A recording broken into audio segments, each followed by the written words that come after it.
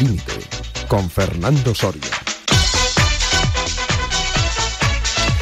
¿Qué tal, amigas y amigos oyentes de Radio Marca, la radio del deporte? Ya queda menos para el fin del verano, pero todavía hay quien disfruta de días de asueto y sobre todo disfrutamos ya desde hace una semana de la nueva temporada de fútbol de Liga en Primera y en Segunda División. Hoy, por ello, como suele ser habitual en nuestro mes de agosto, vamos a dedicar nuestro programa íntegramente a hablar de esa nueva temporada de fútbol, pero no solo a nivel nacional, sino también a nivel internacional. Y lo hacemos en la parte técnica con nuestro gallego favorito, el grandísimo Javi Fernández, que está contento, y me comentaba antes de entrar al estudio, porque el año que viene, ¿por qué no?, podría haber 2 equipos gallegos en Primera División. Atención a este Depor de La Coruña, que ha comenzado fuerte, ganando en Granada, y que además tiene una masa social de más de 30.000 abonados, que ya la tenía en Primera Federación y, por supuesto, la ha mantenido e incluso aumentado en Segunda División. Gran Deportivo de La Coruña. Y para hablar, pues, largo y tendido de fútbol en esta mañana de hoy, tenemos en nuestro estudio, aquí hoy en vivo y en directo, como no, a nuestro especialista número 1, junto al profesor López Nombela, lógicamente, Pedro Calvo. Hola, Pedro, ¿qué tal? Buenos días. Muy buenos días. Me decían el otro día un amigo, no vi a Pedro Calvo en la presentación del Atlético de Madrid el otro día en el Wanda. ¿No pudiste por temas laborales? ¿O? No me apetecía mucho. No te apetecía mucho, ¿no? Bueno, luego hablamos, si te parece, del Atlético de Madrid, ¿te parece? De acuerdo. Bueno, y también, al igual que la temporada pasada, y creo que la anterior, le acompaña Pedro Calvo, Ignacio Arenas Llorente, que ha estado algunos años trabajando para el fútbol portugués y ahora se encuentra trabajando aquí en Europa para el fútbol mexicano. Nacho Arenas, ¿qué tal, hombre? Buenos días. Hola, buenos días, Fernando. Muchas gracias por la invitación. Estás ahora trabajando para el Toluca mexicano, ¿no? Correcto, para el Deportivo Toluca, actual campeón de Liga. Ganamos la Liga en junio y nada, afrontando una nueva temporada. ¿Tiene alguna relación el Toluca con la propiedad mexicana de algunos equipos españoles? No, es de los pocos clubes mexicanos que el propietario solo tiene un club. Por ejemplo, el Grupo Pachuca tiene varios, el Grupo Orlegui, que es el del Sporting de Gijón, Pachuca es del Oviedo, sí que tienen varios equipos, pero Toluca no. Me comentaba recientemente Chema Buceta, que como sabes es el psicólogo de la selección femenina de México y también de todas las categorías inferiores, que el fútbol está teniendo ahora como un cierto auge en México, tanto por supuesto a nivel masculino como también femenino, y lo achacaba al gran tejido empresarial que hay en México, ¿no? Sí, es una de las claves. Ahora mismo económicamente es un mercado muy competitivo. O sea, nosotros, por ejemplo, hemos realizado el fichaje de Nico Castro, uno de los jugadores destacados del Elche, y lo hemos firmado en este mercado de verano cuando era un jugador que tenía mercado en Europa. Entonces hemos podido competir con clubes europeos y una de las claves es esa. Y una liga que leía también el otro día en el marca.com, que está vibrando con Sergio Ramos, 39 años, pero un crack no ya dentro de la cancha, sino también sobre todo fuera, ¿no? Sí, es un ejemplo de jugador profesional. Cualquier jugador joven que quiera llegar a la élite se puede fijar perfectamente en él.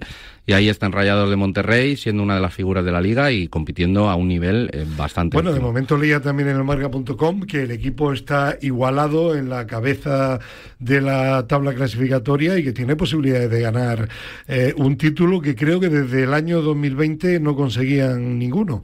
Sí, lo único que la Liga Mexicana tiene la diferencia... Varias fases. Sí, hay primero una fase de Liga y luego lo que ellos llaman liguilla, que nosotros conoceríamos como playoff. Entonces, se meten los 8 primeros a una fase directa, luego otros equipos se meten a una, digamos, fase previa.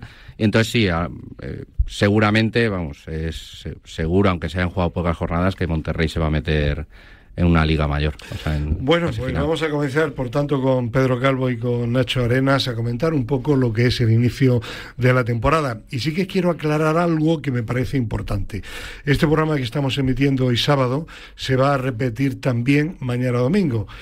¿Por qué lo advierto? Porque habrá partidos como el Atlético de Madrid, que juega hoy frente al Elche, o el Barcelona, que va a jugar partido frente al Levante en el campo del Levante, que se habrán jugado cuando este programa se repita el domingo, y sin embargo no podremos hablar de ellos en esta primera difusión de hoy sábado. Lo aclaro porque me parece que es justo y necesario, digámoslo así, advertirlo para que no haya ningún engaño al respecto. Dicho esto, vamos a comenzar pues hablando de la Liga Española, pero antes de lo estrictamente deportivo, te comentaba el otro día, Pedro, que me gustaría hablar de las nuevas modificaciones arbitrales. Bueno, ha habido un cambio tremendo, un señor que se apellida Soto, nuevo responsable del arbitraje, se ha encargado a casi toda la cúpula anterior. Hay una comisión en la que está también la inteligencia artificial para nominar a los árbitros de cada temporada y para llevar el control clasificatorio, para ver quién asciende a internacional y quién desciende a segunda división al final de la presente temporada. ¿Qué te han parecido a ti esos cambios en el organigrama que se han producido? Vamos a ver, yo como empleado de la casa me parecen bien. Creo que el fútbol estaba reclamando un cambio, sobre todo a nivel arbitral. No tanto a lo mejor en los árbitros, pero sí un poco en el modelo de cómo se llevaba, porque se mantenía un modelo antiguo, por decirlo así, tanto a nivel de puntuaciones era muy subjetivo y bueno, pues a lo mejor de esta manera pueden ascender realmente los árbitros que lo hagan bien en segunda división y no tanto a ese nivel subjetivo que siempre se hablaba. Yo no lo voy a afirmar porque no lo sé, pero que siempre se hablaba que bueno, pues que llegaban ciertos árbitros de ciertas territoriales, etcétera. Sí, había un reparto político de intentar que hubiese la máxima categoría. Que yo tampoco sé si eso es árbitros así, de determinada. No es que fuera la única condición, pero sí que influía por la presión de los presidentes territoriales, que no olvidemos son los que nombran y sostienen a cada presidente. El actual presidente y anteriormente Rubiales están donde están, y Rubiales estuvo donde ya sabemos como presidente por el apoyo de los presidentes. Siempre se ha dicho que tienen un poder importantísimo, vital en el proceso electoral, y claro, al final son favores que hay que devolver. Sí, no, está claro, pero si te das cuenta, las personas que han entrado ahora, por decirlo de alguna manera, son buenos profesionales, pero son perfiles bajos. ¿Qué quiero decir con perfil bajo? No tenemos al árbitro de turno de hace 20 años, tenemos a un señor que efectivamente ha sido colegiado en otras categorías, etcétera, que tiene su carrera universitaria, etcétera, etcétera, pero es un perfil bajo, en cierto modo nadie le conocía a nivel arbitral.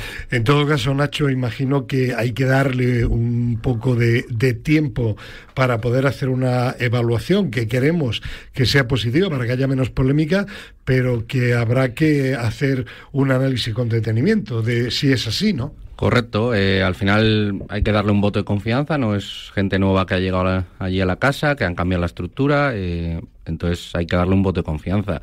Desde mi punto de vista, la primera jornada de liga, la pasada, deja un poco gris eso, porque ha habido decisiones raras, pero bueno... Bueno, pero eso ya no es culpa tampoco, digo yo, del sistema, ¿no? Sí, pero a ver cómo atajan ese tipo de crítica y de decisiones grises, por decirlo así. Entonces, son cosas que, como bien dices, se van a analizar a final de temporada. Hombre, yo el otro día, Nacho, hablaba con Pedro Calvo para preparar el programa de hoy, precisamente de errores, por ejemplo, clarísimos y muy comentados y criticados en todos los medios de comunicación en el Barcelona-Mallorca y en el gol de Julián Álvarez en el partido del Atlético de Madrid en Barcelona. Y bueno, ahí yo lo que no entendía, y te comentaba, Pedro, es que errores puede haber y va a haber siempre, pero sobre todo el VAR se supone que su misión es para poder ver desde una posición donde hay una serie de cámaras y repeticiones desde muchos ángulos lo que el árbitro no puede ver. Y precisamente los 2 goles de la polémica son acciones que se contemplan mucho mejor desde el VAR, y yo entiendo que tendrían que haber intervenido, y sin embargo ni siquiera para llevarle la contraria al árbitro y luego decidiera ese señor lo que quisiera, no, es que no intervinieron para nada.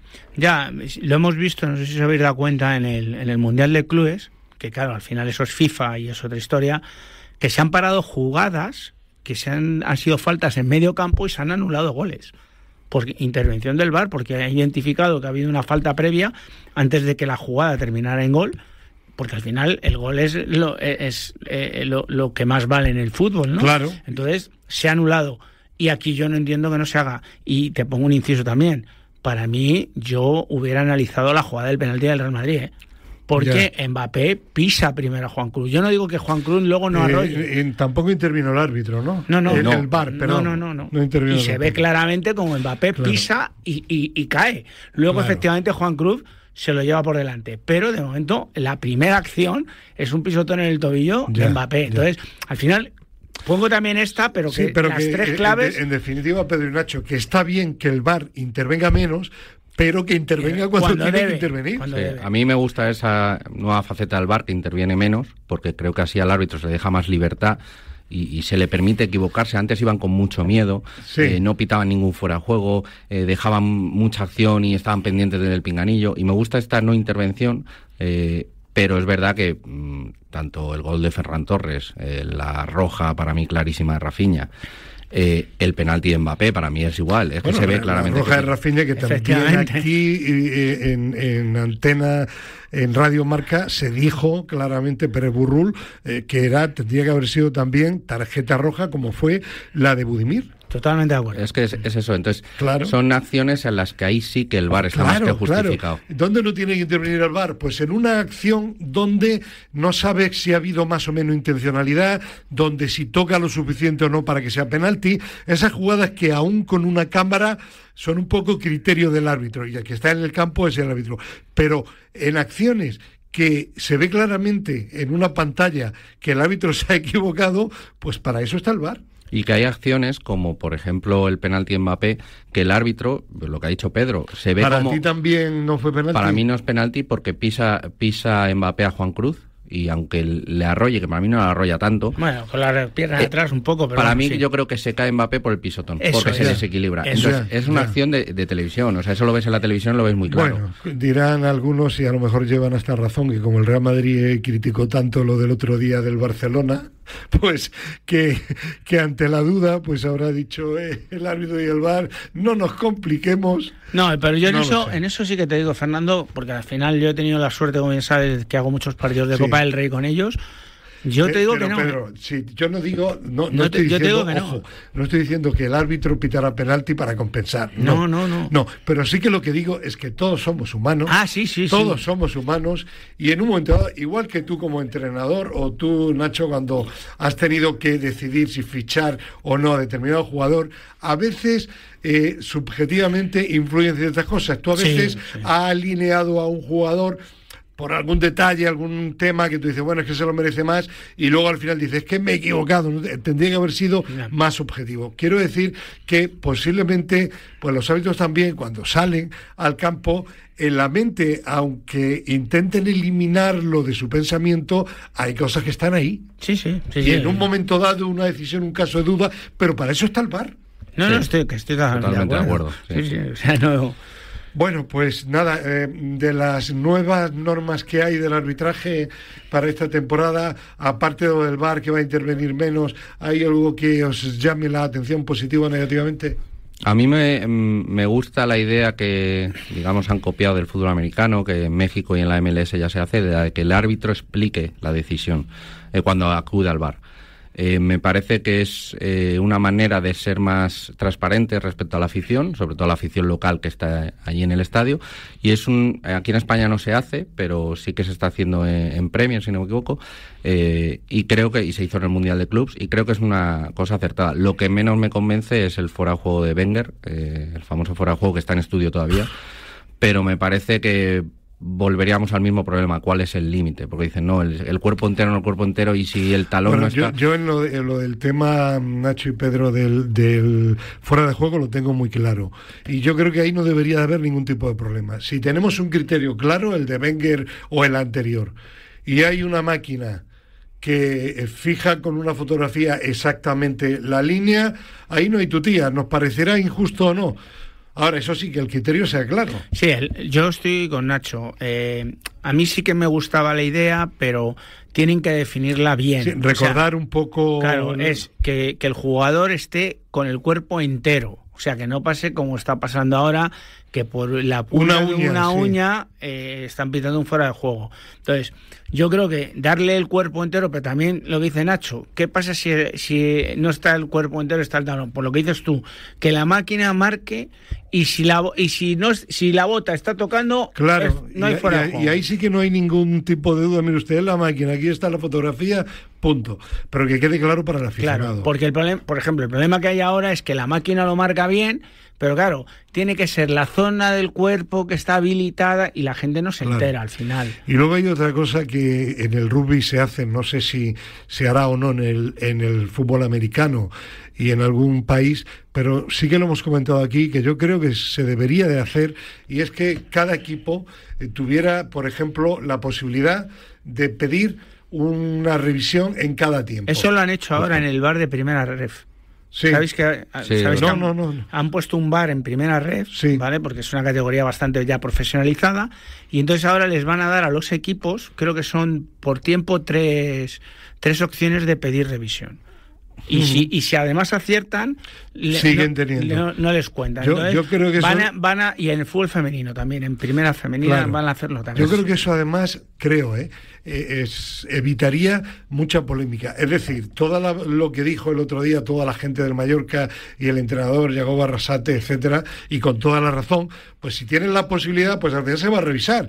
Luego podrás criticar el fallo o no, pero sí que obligas a que entre el VAR. Lo que pasa es que el otro día, Fernando, al final, no es echarle al árbitro encima, pero es que al final Yagoba tenía razón, porque hay una norma que dice que cuando un jugador cae después de un balonazo en la cabeza, pues tú hay que parar el juego. Y no puede interpretar, es decir, el árbitro no puede saber si está mareado. Claro, ¿qué capacidad para juzgar tiene el árbitro si no es médico, no es enfermero, no es fisio y además está a cierta distancia? Pero aunque lo fuera, o sea, él no puede saber si de ese balonazo, aunque, fíjate, voy a lo peor, que el jugador haya sido listo, no le pase nada y haya fingido. Puede ser. Que puede pasar, claro, pero tiene que pararlo porque la norma lo dice. Es que antes de que entre la pelota, el jugador ya estaba en el suelo. Y la clave para mí de esa jugada es que el balón sube muchos metros. Tarda varios segundos en bajar. Y hay un regate para que le caiga el balón a Ferran. Luego el Barça, no nos engañemos, ganó porque fue superior. Sí. Pero, claro, eso no evita la polémica y hay que intentar evitar este tipo de situaciones que entiendo que son evitables. Sí. Bueno, pues dicho esto, si os parece, vamos a hablar ahora, porque parece que no, pues llevamos ya 18 minutos. Vamos a hablar ahora ya del inicio de la Liga en España en Primera División. Y vamos a hablar primero de los tres equipos principales, los que en teoría cada año optan al título de Liga. En la Liga Española, desde luego, hay pocas sorpresas. No hay algún equipo que de buenas a primeras pues pueda salir y que la pueda ganar, como es en Italia, o en Alemania menos, o como pueda ser en la Premier en Inglaterra. Hablemos primero del actual campeón, el Barcelona. Y aclaro que el Barcelona hoy sábado va a jugar un partido exactamente a las 9 de la noche, 9:30, 21:30, frente al Levante en Valencia, y que en la redifusión de este programa se habrá jugado el partido ya. Sin tener en cuenta eso, sino lo que hemos visto en pretemporada y en este primer partido de Elche, Pedro, ¿ves al Barcelona en la misma línea de momento de un equipo superior al resto? Yo lo que he visto hasta ahora sí. ¿Por qué? Porque mantienen mismos automatismos, mismo modelo, situaciones del juego muy parecidas a las de la temporada pasada. Es verdad que ahora tienen menos ritmo, porque es verdad que ahora al inicio tienen menos ritmo, y con todo eso siempre tienen un ritmo alto de balón, pero es verdad que el otro día en el partido de Mallorca tienen un ritmo bajo, pero con todo eso llegan con mucha facilidad y mantienen sobre todo los automatismos de temporadas anteriores. Viendo lo que he visto de los otros dos rivales, entre comillas, bueno, más rivales, pero sobre todo los dos importantes, sí que ahora mismo sí que le veo un pasito por encima. Lo que pasa es que estamos empezando. Además, yo diría que ha comenzado la pretemporada antes, porque no estuvo en el Mundialito y porque tiene ya la plantilla una serie de automatismos de la temporada anterior, ¿no? Sí, justo. Sigue con ese planteamiento agresivo, el entrenador a la hora de presionar arriba, a la hora de robar, a la hora de salir, que le beneficia por el tipo de jugador que tiene. Tiene jugadores de mucha calidad y para mí igual está ahora mismo un punto por delante del resto porque le ha podido beneficiar el tema del Mundial de Clubs. Al final es un desgaste para los clubes que han participado y han tenido una pretemporada muy rara. Y el Barça ha podido preparar una pretemporada en condiciones, o sea, al uso. Entonces, para mí sigue estando un paso por delante. Y le falta para mí una clave que es Rashford. O sea, Rashford es un jugador de nivel top mundial y para mí va a ser un ataque con Rafinha, Lamine y Rashford muy, muy peligroso. O sea. Pedro, la llegada, iba a preguntaros ahora del inglés y el portero, son las principales novedades para este año y algún jugador que ha estado mucho tiempo lesionado. ¿Mejoran al equipo? Sí, yo creo que lo acaba de marcar Nacho. Rashford es un añadido, pero un añadido muy importante. Aunque no haya triunfado. Da igual, pero. Bueno, en el Aston Villa ha tenido una muy buena temporada. Sí. Pero bueno, es un jugador que como venía del United en su momento y tal, pero es un jugador. Estuvo en el Sevilla, me parece, concedido. No, este no fue. No, fue otro. Bueno, es un jugador rapidísimo, que además para el modelo de, como dice Nacho, para el modelo de Barcelona, los dos puntas que tiene arriba el Barcelona, que te ven te filtran ese pase al espacio, es un jugador vital. Y para mí la portería, porque con todo y eso, recordemos que el año pasado fue Chelsea el que jugó año pasado casi toda la temporada. No fue el alemán. Claro, entonces portero, claro. Estamos hablando de un portero mejor de la última temporada, ¿no? Sí, de la Liga. Sí, sin duda. Así, y que además no es mal portero con los pies, que tendrá que mejorar para el juego del Barcelona, pero debajo de los palos. Tú que has sido durante mucho tiempo entrenador de porteros, yo te he visto entrenándolos, sí que detectas rápidamente, bueno, me has dicho en algún momento que para ti, si sigue en esa línea, futuro portero de la selección española, ¿no? Totalmente, vamos, es verdad que Unai sigue estando a un nivel muy alto, lo vimos el otro día, pero va a ser un portero que le va a competir la portería a Unai por encima de Raya y de los demás, porque es un portero muy joven y que va muy bien. ¿La ausencia por contra de Íñigo Martínez le puede restar un poco de fortaleza defensiva? Yo creo que sí. Es un jugador muy experimentado, un jugador muy profesional y con una jerarquía defensiva increíble. Es un jugador que tú le ves en cuanto a características y no le destacarías entre los mejores centrales del mundo, pero le ves competir. Personalidad. Y claro, y te da un rendimiento de central top. Y a mí me parecía una pieza clave del año pasado. Y no olvidemos que era un zurdo. Bueno, que al final para este tipo de juego, porque cuando tú tienes un juego directo, pues te da un poco igual que sea diestro o no, o zurdo. ¿Tiene algún central zurdo el Barça en la plantilla? Yo creo que no. Ahí me pillas. Está Araujo, está Cubarsí. Y Araujo, un gran jugador, pero yo diría que un tanto irregular, ¿no? Habrá que ver el rendimiento de Araujo en esos partidos definitivos de la temporada, sobre todo en Champions. Ya, pero es lo que tienen ahora mismo, porque el Lenglet ha salido que salió al Atlético de Madrid. Christiansen no sé en qué situación está. Bueno, con Koundé lo tienen y por eso... Pero Koundé es más lateral. De hecho, Koundé, en cuanto que esté recuperado, va a jugar en la banda. Sí. O sea, y luego estaba Eric, pero bueno, Eric era un poco el comodín, porque Eric jugaba de todo. Sí. Pero realmente zurdo tenía el inglés. Es decir, que para vosotros puede ser un problema, sobre todo en cuanto haya alguna lesión. Claro, es verdad que Cubarsí en esa posición cumple bien, porque es un chaval que cumple bien. Ya no es un recién llegado. Pero, por ejemplo, esos cambios de orientación que hacía Íñigo, no los va a hacer Cubarsí. Los puede hacer, pero tiene que ponerse el balón en su pierna. Claro. No en salida rápida de balón y cuando te hagan presión alta, salvar líneas, ¿no? Entonces, eso sí que efectivamente lo puede afectar. Bueno, por lo demás, decías tú en alguna tertulia, Pedro, del Barça, que deberían de traspasar algunos algunos de los jugadores que no son del todo titulares.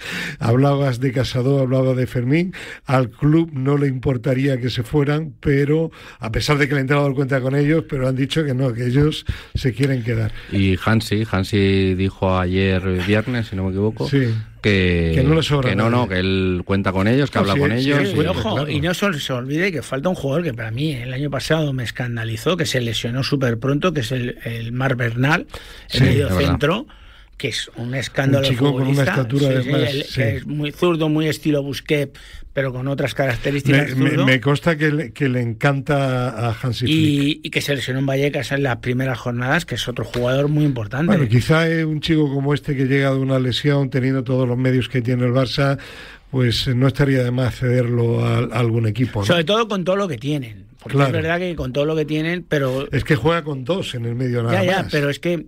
Juega con dos, pero tú lo estás diciendo y Nacho ahora apuntillaba lo de Hansi Flick. Al final los futbolistas no quieren irse tampoco y él cuenta con ellos. No quieren ninguno, porque confían en que van a tener su oportunidad. Claro.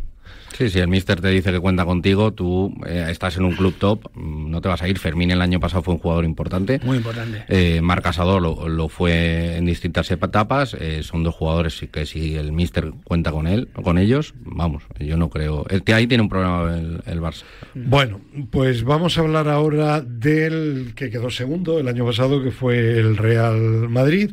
Un Real Madrid que juega su partido el domingo a las 9:30 de la noche frente al Oviedo Real Madrid. Por tanto, lo que hablemos ahora del Real Madrid vale también para la redifusión del domingo. A ver, Nacho, este Real Madrid que viste en el Bernabéu frente a Osasuna y al que le dieron un penalti dudoso según tu criterio y también el de Pedro Calvo, ¿qué te pareció? Me parece que el Xabi Alonso del Leverkusen no se está viendo. No sé, tengo dudas de si se va a ver. También tiene lógica que no se vea todavía, ¿no? Sí, entre comillas. Lo digo porque dirá algún madridista, bueno, es que hay que darle tiempo y tal. Hay que darle tiempo, pero hay ciertos automatismos o ciertas jugadas, ciertas situaciones, sobre todo la presión alta. El Xabi Alonso se caracterizaba por una presión alta y muy agresiva, que es verdad que en Alemania se hace mucho. Y él lo ha querido porque se lo ha visto en el Mundialito apretando a Mbappé, a Vinicius, a Rodrigo, de que apretasen más. Y son jugadores a los que les cuesta esa transición ataque-defensa, esa fase defensiva. Entonces, yo no veo mucha diferencia todavía con respecto al Madrid de Ancelotti. Del otro día, para mí, digamos, el punto menos positivo, porque el positivo fue la victoria, es lo lento que llegaban a jugar. Circulaban el balón muy lento. Incluso Huijsen, el central, que es un central con una capacidad de salida de balón increíble, necesitaba hasta 3 toques para encontrar un jugador al quedarse. Bueno, yo es la impresión que el año pasado me dio y que me dio también el Mundialito, y es que hoy día equipos que están arriba, como el Chelsea que ganó el Mundialito, el campeón de que luego hablaremos de él, de la Champions y ahora de la Recopa, el Paris Saint-Germain, son equipos que en un momento dado tienen una velocidad de medio campo para arriba de juego que sorprende al contrario, y el Real Madrid, si no es en jugada individual, mediante combinaciones, no sorprende a nadie. El Madrid se sigue caracterizando por esas transiciones muy agresivas, porque son muy rápidos y tienen mucha calidad para llevar el balón. Fue lo que hizo Osasuna la primera, hasta que le marcaron el penalti.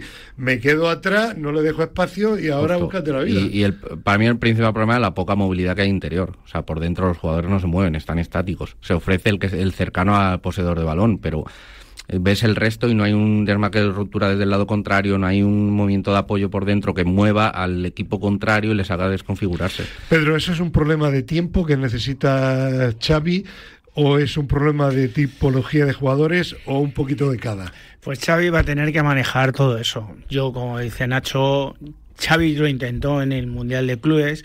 Cuando jugaba con el niño arriba se daba más esas situaciones, pero de hecho el otro día mismamente hay un momento en el segundo tiempo que además el equipo estaba cansado y había jugado a un ritmo lentísimo, con lo cual que a un equipo replegado le das la vida sin que te deje espacios y demás.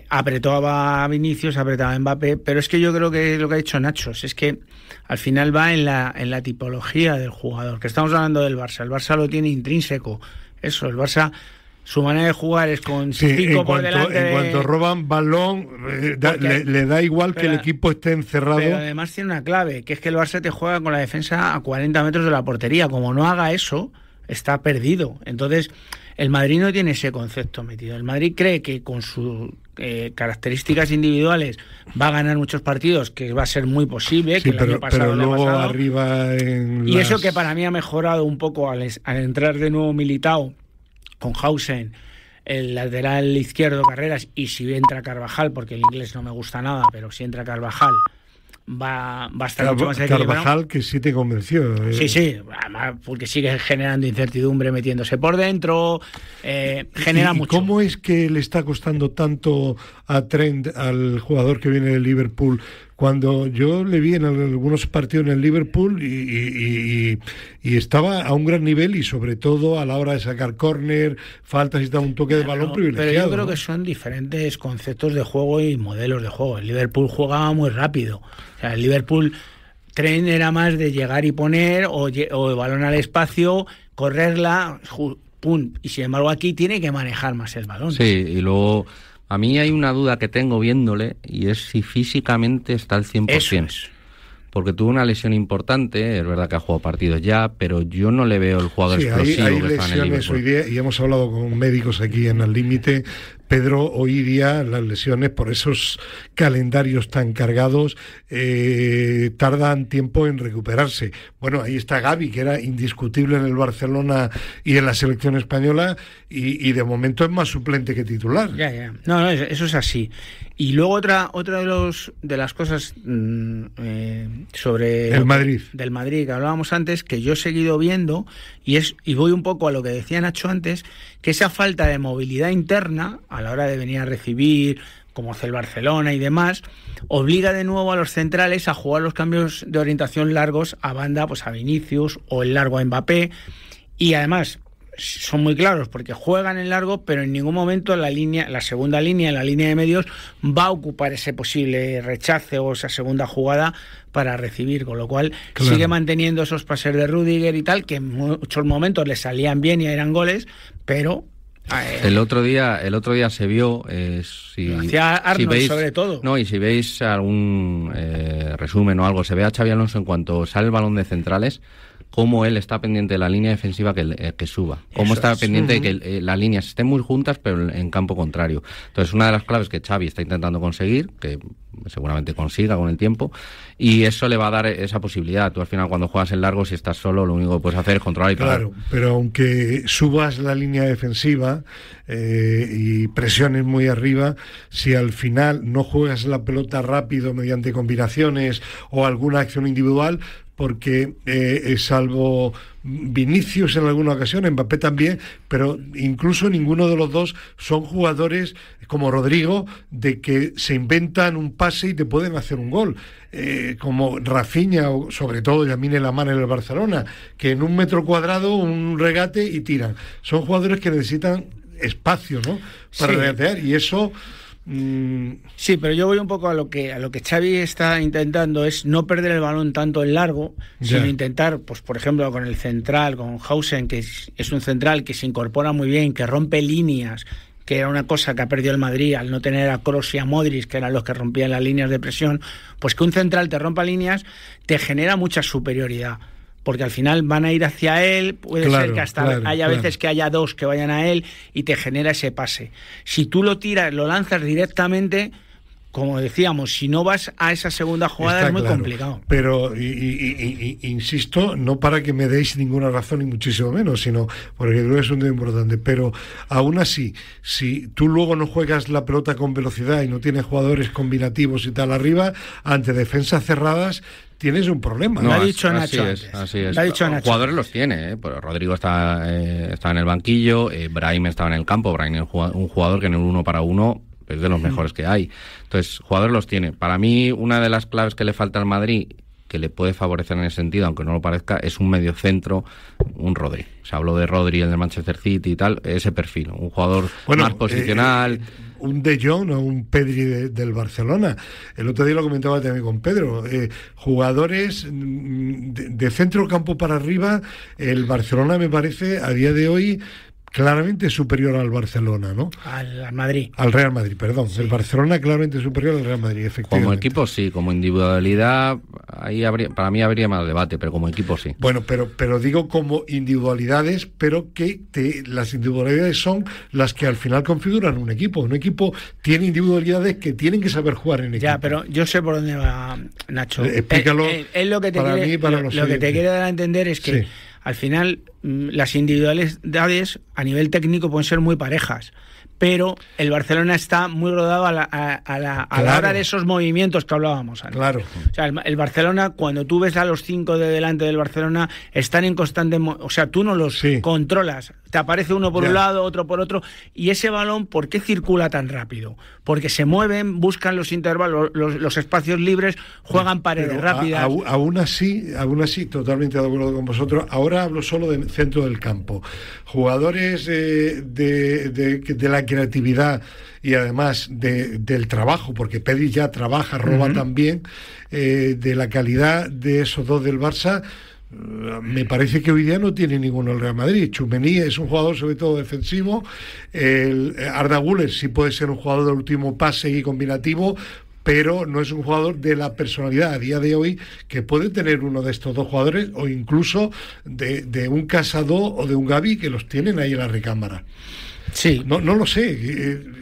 Es que, si mira, me equivoco, ¿qué es lo que pensará algún oyente? En ese sentido, yo, por corregirme. ejemplo, Brahim es un jugador que con la calidad técnica que tiene, para mí podría jugar perfectamente por dentro. Entonces, ¿cuál es uno de los problemas del Madrid en el mediocampo? Es que se habló de que el sustituto de Kroos era Valverde. Valverde no se le acerca a Kroos. O sea, Valverde es un jugadorazo.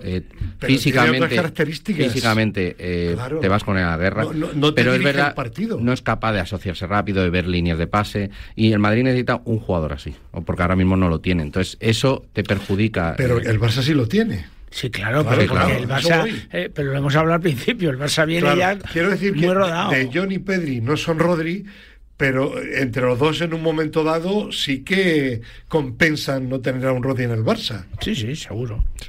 Sí, así es. Vale, pues vamos a hablar ahora de la madre del cordero, de tu Atlético de Madrid, Pedro. El Atlético de Madrid que puntualizo también, juega hoy sábado 18:30 Atlético Elche, y que por tanto cuando mañana se oiga este programa pues ya habrá jugado. A ver,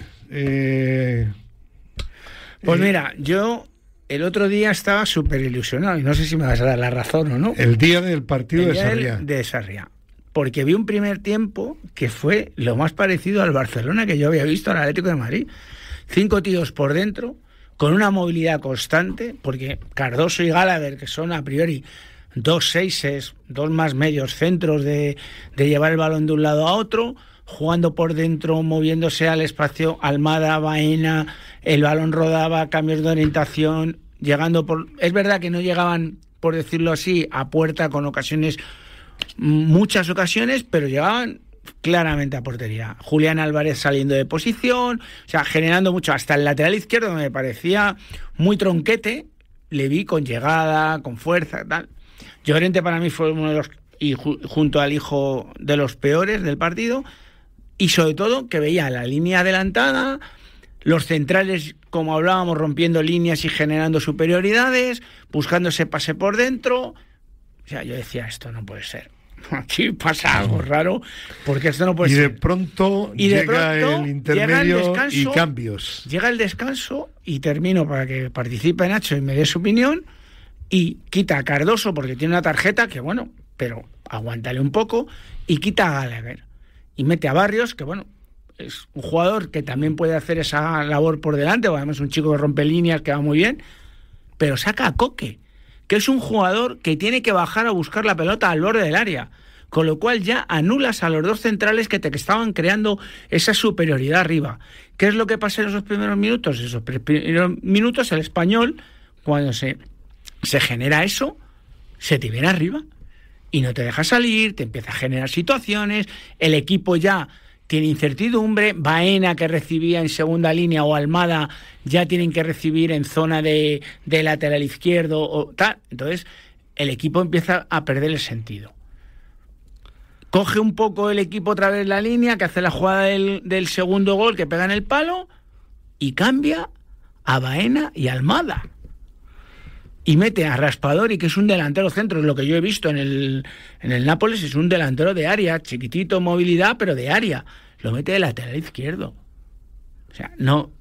Tira el partido, como siempre. Para mí el Atlético de Madrid ha hecho el mejor mercado de fichajes de la Liga Española. Vamos. Y ha hecho algo impensable en los últimos años, o en los años del Cholo, que ha sido desprenderse de jugadores importantes pero veteranos, como Correa y compañía, y firmar a gente joven. Y luego firmar a gente joven que el estilo de juego, digamos, no era tanto del Cholo, el Cholo Simeone que conocemos todos, como Baena o Thiago Almada. Entonces, lo que dice Pedro, tú ves la primera parte, tú ves el equipo y te ilusionas. O sea, como aficionado al Atlético, yo entiendo que un aficionado al Atlético vea esa primera parte y se ilusione.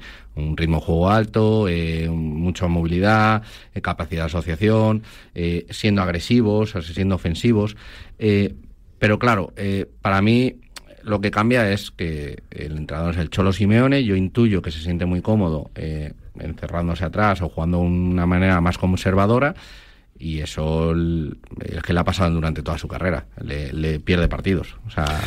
Bueno, pues como digo, está el partido del Elche frente al Elche de por medio. Bueno, vamos a esperar acontecimientos y si os parece, de momento no vamos a profundizar más en el Atlético de Madrid hasta ver qué sucede. No, yo nada más que digo que la gente le siga cantando Simeone y ya está. Sí, es que sí, lo el que otro mejor día se fue lleva. un clamor, claro, de aplauso. Pero que luego no se quejen, y lo dice una persona que hasta el día de ayer ha sido del Atlético de Madrid, y mientras que este Cholo Simeone dejará de ser del Atlético de Madrid, el día que se vaya volverá a ser, que luego no nos quejemos cuando nos llaman perdedores, porque es que es la mentalidad que tiene con este entrenador y la mentalidad que tenemos. O sea, salir a competir no, tenemos que salir a ganar, y a ganarle al Madrid, al Barcelona, al Juventus o al Manchester City, porque como ha dicho Nacho, tenemos los jugadores para ello. Hay que trabajar, claro, y en el fútbol no se ganan todos los partidos, pero hay que tener esa mentalidad, y tienes la materia prima para hacerlo. Entonces, no luego,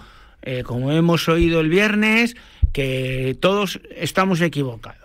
El que no se equivoca nunca es él. Ya, hablas de la rueda de prensa de Simeone, donde dijo, bueno, es que claro, los cambios hay que saber las circunstancias. Sorlot estaba tocado y tal. Pero las circunstancias no te implican que en el descanso tengas que meter a Coque y meterte atrás, como ha dicho Nacho. No, si es que al final, como escribía alguien, Gerardo, en el chat de Al Límite, decía, bueno, la vida sigue igual en el Atlético de Madrid. Claro. Da igual que cambies de jugadores, porque la mentalidad sigue siendo la misma. Entonces, si eso es lo que quiere la afición del Atlético de Madrid, genial. Como yo digo, de mi equipo, el Granada, con la derrota con el Depor, vamos a dar un margen de confianza, y la semana que viene en la tertulia hablamos más del Atlético de Madrid. Bueno, pues hemos hablado de los tres de arriba, en teoría los que van a luchar por el título de Liga, o el Atlético se supone que debería también, luego ya veremos, y centremos ahora en la permanencia. Los equipos que plantean de momento más dudas de si podrán seguir en primera división. Aquí sí que es más difícil. El otro parece muy claro que, vamos, en un 90, a mí me dicen, juega usted con un 95% de probabilidades que la Liga la ganan uno de esos tres equipos, y en un 80 o Madrid o Barcelona. Digo, yo ahí apuesto a morir. Pero me dicen, bueno, usted apuesta por estos equipos para el descenso. Ahí ya no me atrevo tanto. Nacho, ¿qué piensas? ¿Qué equipos de momento ves que no se han reforzado lo suficientemente bien? Mira, a mí un equipo que no lo hizo mal, pero que le tengo con asterisco, y es un equipo que me gusta mucho, es Osasuna. A mí Alessio me gusta mucho como entrenador. El Mirandés puede ser el equipo que más me gustó el año pasado. Le fui a ver varias veces en directo y me encantaba cómo jugaba. Pero en el Mirandés le pasó, y el otro día en Osasuna le pasó, tiene desconexiones durante cierto tiempo y le penaliza mucho. El año pasado le penalizó con el Mirandés, y este año a ver con Osasuna qué tal lo maneja eso. A mí es un equipo que yo creo que se va a salvar, pero creo que puede sufrir algo más de lo que viene siendo habitual. Que no tenga la temporada tan clara como anteriormente. ¿Y qué equipos te generan de momento dudas? Oviedo, el Elche me gusta mucho el entrenador, me gusta mucho su modelo de juego, pero para mí es demasiado osado siendo un recién ascendido, y eso que tiene jugadores interesantes. Hay un chaval, Martín Neto, un chaval portugués, el otro día no jugó muy poco. A mí esos jugadores para seguir. Levante. Y Levante por lo contrario al Elche. Levante porque al final no ha tenido dinero y le ha costado inscribir, no sé si ha inscrito ya a todos, pero tiene un problema económico y eso al final afecta a la plantilla, claro. Y el modelo de juego, el Elche es un modelo de juego muy ofensivo, mucha protagonismo con balón. El Levante es justo lo contrario. El Levante tiene un central, Maturro, que viene de Italia, central muy interesante, no sé si lo han inscrito ya o no lo he podido mirar. Pero va a jugar muy defensivamente, se va a encerrar mucho, va a jugar demasiado en largo, entonces creo que eso le puede penalizar. Es que eso en primera, esos modelos de juego en primera, aparte de no tener los jugadores, es que es muy complicado. Tú conoces bien al entrenador del Levante. Sí, pero vamos a ver, Julián, vale, al final Julián se adapta a lo que tenga. Entonces, si Julián tuviera un equipo a lo mejor como el Elche para jugar en ataque, pues a lo mejor seguramente lo intentaría, pero Julián se tiene que adaptar porque a Julián le van a exigir que mantenerse, entonces Julián tiene que buscar las alternativas para mantenerse. ¿Cuál es el problema? Pues que de esa forma de jugar en segunda hay más equipos y puedes tener más condicionantes, pero en primera te penaliza mucho. Es mucho más posible que el Elche tenga más opciones de poder salvarse jugando de la manera que el Levante jugando de la otra manera. Oviedo, Elche y Levante, y yo tengo mis dudas con lo que ha dicho Nacho. Osasuna y Mallorca. Ya, Alavés parece que se queda Alavés, reforzado fijaros, bien, ¿no? Alavés es la duda, es ahí. A ver cómo. Creo que va a estar también en la terna, Y Español también va a estar, aunque haya ganado el otro día. Ya lo veréis. Ya lo veréis. Español confío que no. Español también va a estar ahí en la terna. Lo que pasa es que sí que tanto Osasuna, Mallorca como Español son equipos de poder salir mucho antes. Y los otros pues lo van a tener más difícil. Ya. Y del resto de equipos, por ejemplo, el Rayo Vallecano ha comenzado bien, ¿no? Sigue en una buena línea, ¿no? Sí, sigue en buena línea, ha entrado con su idea, un estilo de juego que le da muchos resultados. Los jugadores muy comprometidos, jugadores que han dado un paso más hacia adelante, como Jorge de Frutos, que en la primera jornada destacó. Que no olvidemos que ese chico iba para figura de la cantera del Real Madrid. Bueno, antes de eso hay que destacar en Rayo Majadahonda, que vino a hacer una prueba, estábamos Pedro y yo delante, y venía sin haber jugado al fútbol. Y de ahí luego al Madrid. Sí, lo ficha el Castilla de la última temporada, del año nuestro del ascenso. Sí. Del año del ascenso lo ficha el Castilla, y luego a partir de ahí ha estado Valladolid, ha estado Levante, Rayo. Al final el Rayo es lo que dice Nacho, es lo que hablábamos antes, entrenador, modelo de juego, automatismos muy cogidos. Yo creo que el Rayo este año puede ser el Osasuna del año pasado, o el propio Mallorca del año pasado. Está jugando en Europa, Conferencia Liga ganó también el partido de ida. Sí, pero además la conferencia yo creo que para el Rayo no va a ser un desgaste como si fuera Europa League. Incluso hubo jugadores que no son titulares en Liga, como Gumbau o el chico este que venía del Atlético de Madrid. Camello. Camello no es titular en la Liga, creo. Ahora es intermitente. Es intermitente. Sí, pero pero además yo creo que él confía también en Camello, porque le ha puesto muchas veces, o sea que... Bueno, ¿algo más de la Liga o pasamos a mí hay un equipo que tengo muchas dudas, y es la Real Sociedad. Sí. Es un equipo que me da mucho miedo. ¿Por la plantilla, porque se le ha ido esta temporada de nuevo gente importante, o por el cambio de entrenador? Es que el otro día tenía, de la temporada pasada, que creo que tenía 9 jugadores que eran titulares indiscutibles en el banquillo el otro día. Yeah. Y, por ejemplo, Estrellas, Cubo lo dijo en pretemporada, ¿no? Dijo que cuando yo llegué había ciertos jugadores, ahora tal. El otro está sonando para salir del equipo, para mí sería una pérdida importante para la Real Sociedad, y el entrenador no sé si está haciendo llegar su idea claramente a los jugadores. Sí. Bueno, pues el año pasado al final no se clasificó para ninguna competición europea, para ninguna, ¿no? No. La Real Sociedad dio un paso atrás, lleva varios años jugando alguna competición. En fin, vamos a tomar nota y le haremos un seguimiento en nuestra tertulia al límite. Bueno, vamos a ir ya al aspecto internacional, vamos a ir primero a lo rápido. La Liga Italiana a mí me da la impresión de que tienen un problema como en España, ahí no tienen dinero para fichar. El año pasado sí, el Inter jugó la final, pero bueno, perdió la final de la Champions.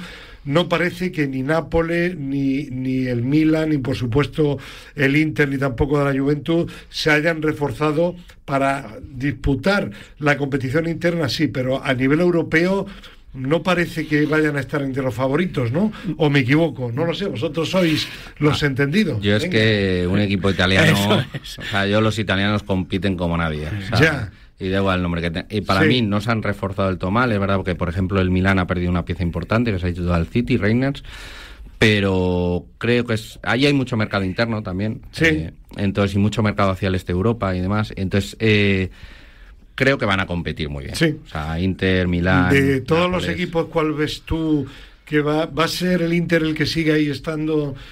A nivel europeo, fuera? Sí, pero luego a nivel local, por decirlo así, interno, nacional, sí. Y que en Europa pueda hacerlo bien, para mí hay un equipo que se ha reforzado muy bien, que es la Roma. La Roma.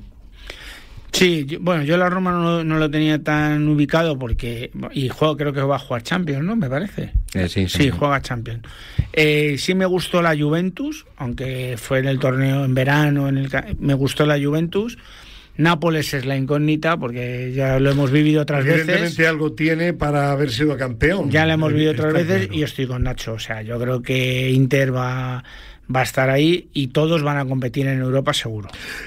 Alemania, el mercado alemán ha llamado un poco la atención. El Bayern quizá ha fichado más. Stuttgart, ¿Veis algún equipo? Salzburgo ha firmado bien jóvenes, ha jugado jóvenes bastante bien. Al final es una liga que se ha hecho un poco más competitiva en los últimos años, ya no solo el Bayern o Bayern Borussia. Pueden competir. Sí que yo creo que están por delante la Serie A por competitividad, la Liga Española por calidad y sobre todo la Premier. Sí, en esa línea. Yo creo que además ahí el Bayern ahora mismo sigue estando 2 pasos por encima del resto. El otro día vi un poco, no del todo, el Stuttgart-Bayern y veías al Stuttgart con valor, no sé qué tal. El Stuttgart tiene un equipillo bajo y al final el Bayern te mata con los jugadores que tiene, su estilo, tal. Bueno, no olvidemos, y lo comentamos en la tertulia, que estuvo a punto de dar la gran sorpresa eliminando al Paris Saint-Germain en el Mundialito. Vamos a hablar ahora del actual campeón de la Champions, y también el otro día parecía que estaba muerto en el partido de la final de la Supercopa frente al Tottenham, pero bajo mi modestísima impresión se juntaron 2 circunstancias. Una, que el Tottenham no supo manejar el partido, y luego otra, que al final, como le dejes a un equipo como el Paris Saint-Germain, aunque me pareció que no estuvo bien físicamente por tener muy poca pretemporada, al final es un equipo con mucha calidad, ¿no, Pedro? Sí, al final, ten en cuenta que la parte de arriba del PSG, además de la movilidad que tiene, lo que hablábamos antes, de la movilidad de su medio campo con Vitinha, Fabián, etcétera, son jugadores, Dembélé, la velocidad, o sea, y sobre todo esa presión alta que hacen también arriba. Pero sí que es verdad, yo me estoy dando cuenta, no solo en el PSG, me ha pasado con Chelsea, los equipos brasileños que tanto brillaron en el campeonato están de capa caída en sus ligas. Está afectando porque es normal, porque al final les has metido una competición alternativa. ¿Se equivocó el Tottenham al irse para atrás? Bueno, se equivocó porque perdió. Lo que pasa es que el PSG es un equipo en el que puede ser de los equipos en los que más se ve la mano del entrenador, tanto en partido como en situaciones puntuales, y es un equipo de una calidad indiscutible. Entonces es referente, es el actual campeón y para mí es el máximo favorito. Bueno, vamos a ir ahora 5 minutillos para hablar de la Premier. Ha comenzado ya y tú, de lo que has visto, destacas como en el Mundialito, Pedro, a pesar de que cayó eliminado, al City. Vuelve el Gran City, ¿no? Bueno, no voy a decir el Gran City, ¿vale? Porque el City está en un momento de recomposición, pero sí que vuelve a coger esa idea de Guardiola, esa idea de tener balón, moverlo rápido, mucho jugador por dentro, o sea, te genera incertidumbre con laterales por dentro, por fuera, movilidad de los de fuera hacia adentro, y bueno, sí me ha vuelto a aparecer, y eso que no tenían a Rodri, pero por ejemplo Reinders le da eso que no tenían el año pasado. Rodri ha dicho ya Guardiola que vuelve. Sí, bueno, pero Reinders, por ejemplo, es ese jugador de por dentro que necesitaba, que además llega, tiene pase. Yo no entiendo, se habló de que lo podía fichar el Atlético de Madrid o el Real Madrid, no entiendo por qué no le fichó a Reinders. No, Reinders más estuvo en la órbita del Real Madrid, porque era un poco lo que hablábamos, ese tipo de jugador. ¿No se ha equivocado quizá el Madrid no fichándole? No. No. O sea, yo lo he visto en directo varias veces y a mí no es un jugador. O sea, a mí me parece que es un jugador que puede destacar con Guardiola porque está con Guardiola. Pero no me parece... O sea, en el Milán era determinante. Sí. Pero yo creo que en un equipo de más exigencia, el Milán tiene muchísima exigencia, muchas Copas de Europa, pero no es el Madrid. Pero no está el Milán no está ahora mismo al nivel del Real Madrid. Ha fichado el City bastantes jugadores, quizás no de mucho nombre, pero ha fichado bien. Ha hecho un poco como el Atlético de Madrid. Yo creo que se ha quitado gente mayor y ha fichado gente joven. A mí el francés me encanta, el zurdo, ¿cómo se llama? El Cherki que jugó contra España, que nos metió 2 goles en la Nation. A mí es un equipo que ha fichado jugadores que me gustan y yo creo que, como dice Nacho, al final la mano de Guardiola es la mano de Guardiola, pero... El City ha firmado bien, pero fácil, por decirlo así, porque tiene la posibilidad de hacerlo. Pero es una liga muy competitiva y está el Arsenal, que para mí ha firmado bastante bien. De hecho le robó hace 2 días un fichaje a Tottenham, que era un jugador diferencial, por decirlo así. Ha firmado Zubimendi y un delantero, como dijo Pedro, que le faltaba un delantero centro. Y yo creo que para mí ese sí que se le ha escapado al Real Madrid, que no lo tenía. Es el máximo goleador cuantitativamente de Europa. Lo que pasa es que no ganó la Bota de Oro porque allí es un gol, un punto. Cuando juegas en el Real Madrid como Mbappé, un gol, punto y medio. Sí, no, pero además lo que hablábamos el año pasado, yo creo que el Arsenal adolecía de ese tipo de jugador, porque llegaba muy bien por fuera, pero luego no tenía nadie para rematar. Es decir, el City bien, hay buenas impresiones, pero hay que esperar un poco. Sí.